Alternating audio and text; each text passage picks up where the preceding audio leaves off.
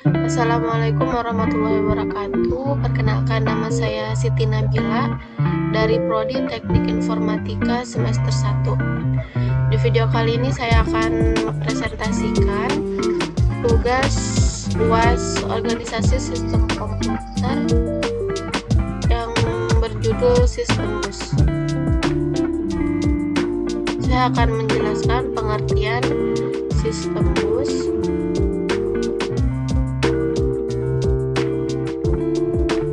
BUS adalah jalur komunikasi.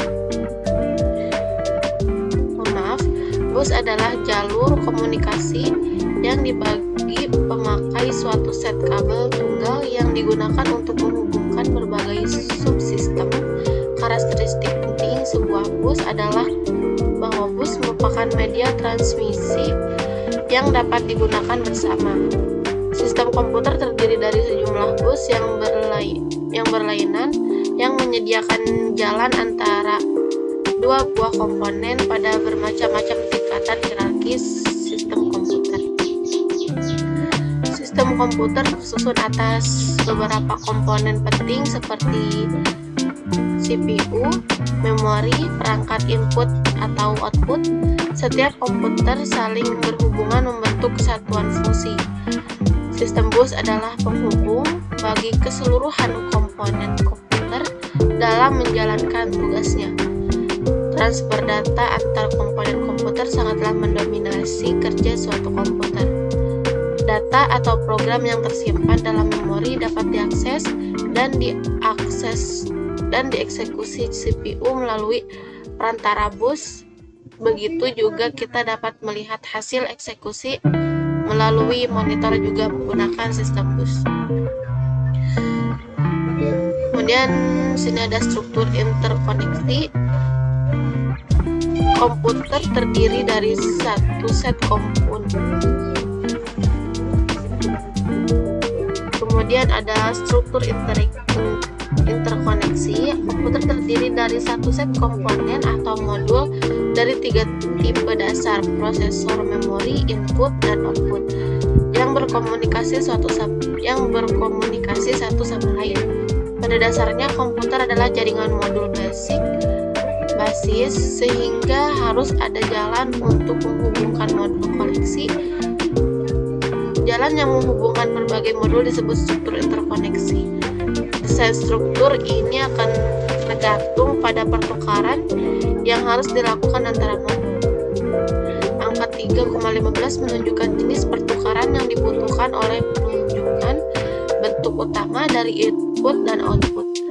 Untuk setiap jenis modul, struktur interkoneksi adalah kumpulan lintasan yang menghubungkan berbagai komponen-komponen seperti CPU, memori, dan I/O yang saling berkomunikasi satu dengan lainnya.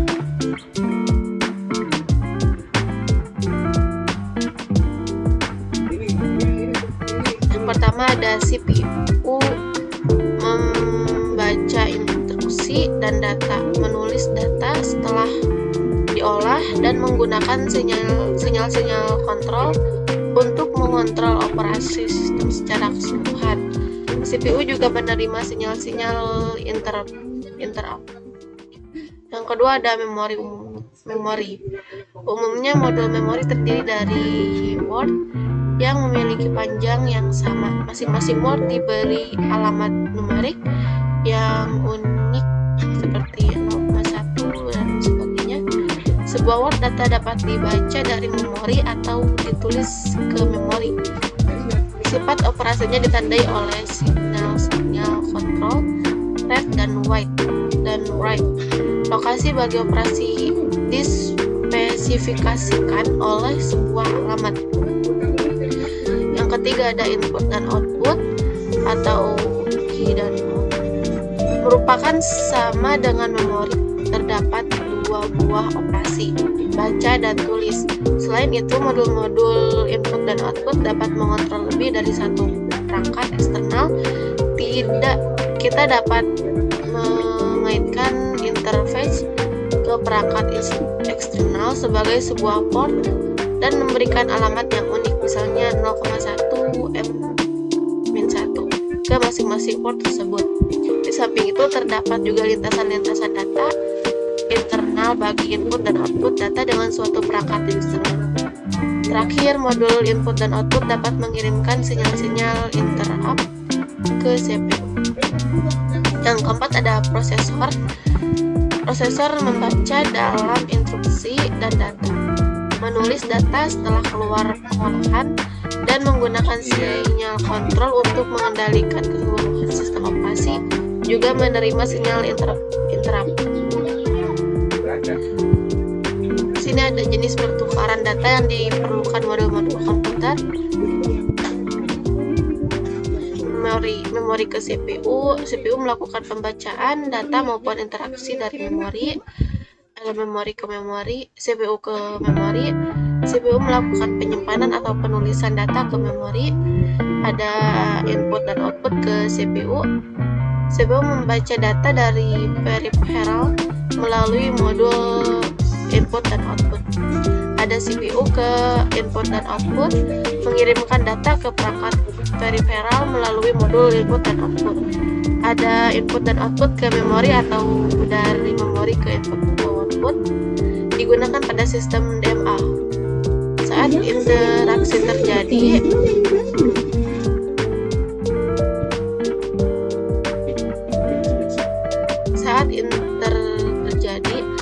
perkembangan struktur interkoneksi,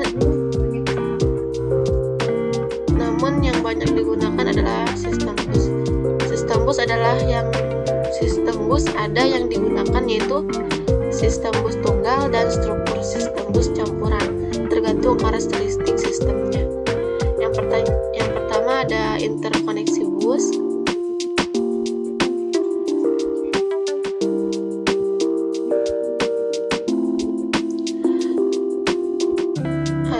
Struktur bus, saluran data, saluran alamat, saluran kontrol.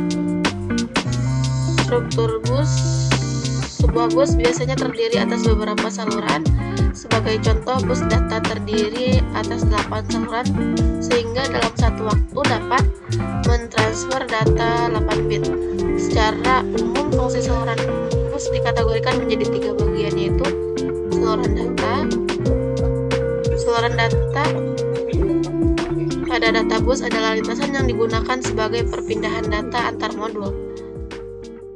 Yang selanjutnya ada saluran alamat atau address bus, digunakan untuk memspesifikasi sumber dan tujuan data pada bus data. Yang berikutnya ada saluran kontrol, digunakan untuk mengontrol bus data, bus alamat, dan seluruh modul yang ada. Secara umum, saluran kontrol meliputi memory write, memerintahkan data pada bus yang akan dituliskan ke dalam lokasi alamat. Memory read memerintahkan data dari lokasi alamat ditempatkan pada bus data. Pada input output write memerintahkan data pada bus dikirim ke lokasi port input dan output. Ada input dan output read memerintahkan data dari port input dan output ditempatkan pada bus data. Ada transfer acak, ACK menunjukkan data telah diterima dari bus atau data telah ditempatkan pada bus. Yang keenam ada bus request, menunjukkan bahwa modul memerlukan kontrol bus. Yang ketujuh ada bus grant, menunjukkan modul yang melakukan request telah diberi hak mengontrol bus. Yang kedelapan ada interrupt request, menandakan adanya penangguhan interaksi dari modul.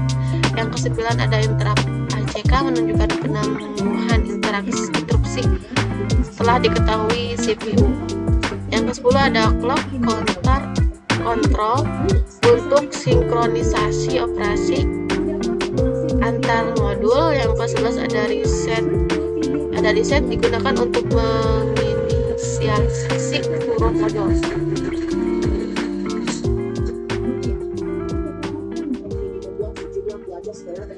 Elemen-elemen rencana bus, ada jenis bus,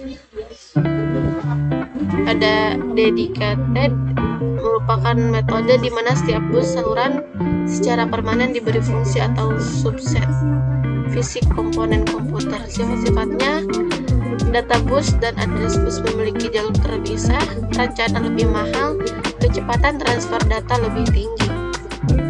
Ada time multiplexing, merupakan metode penggunaan bus yang sama dengan untuk berbagai keperluan sehingga menghemat ruang dan biaya. Sifat-sifatnya: jalur data dan address dijadikan satu, rencana lebih murah, kecepatan transfer data lebih lambat. Contoh-contoh bus: ada bus ISA, bus PCI,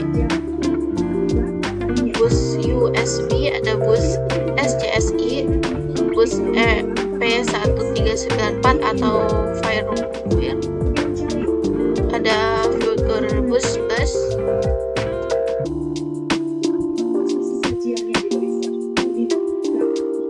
dan lain-lain. Sini juga kita jelaskan dulu. Bus ISA atau yang biasa disebut industri komputer personal lainnya merespon perkembangan ini dengan mengadopsi standarnya sendiri. Bus ISA atau industri standar arsitektur yang pada dasarnya adalah bus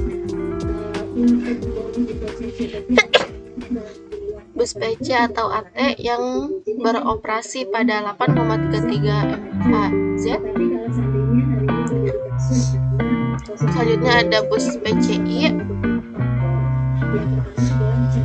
adalah bus yang tidak tergantung proses dan berfungsi sebagai bus mezzanine atau bus peripheral. Selanjutnya ada bus USB,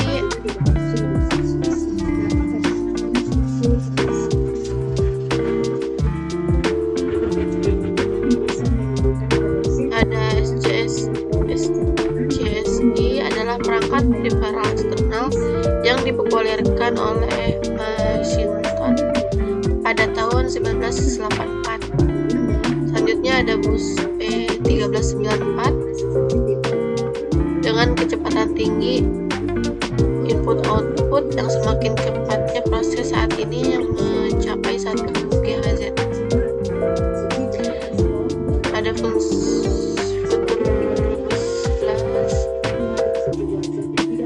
adalah standar bus asinkron berkinerja tinggi yang dibuat oleh IEEE dan didasarkan atas 5 dasar, yaitu tidak tergantung pada arsitektur, prosesor, dan teknologi tertentu, memiliki protokol transfer asinkron dasar, menyediakan dukungan bagi sistem-sistem yang fault toleran, dan memiliki reliabilitas yang tinggi.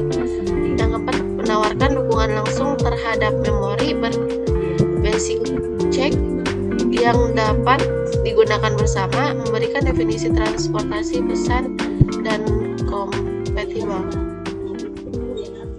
Sekian dari saya presentasi mengenai sistem bus. Mohon maaf apabila ada kesalahan kata. Assalamualaikum warahmatullahi wabarakatuh.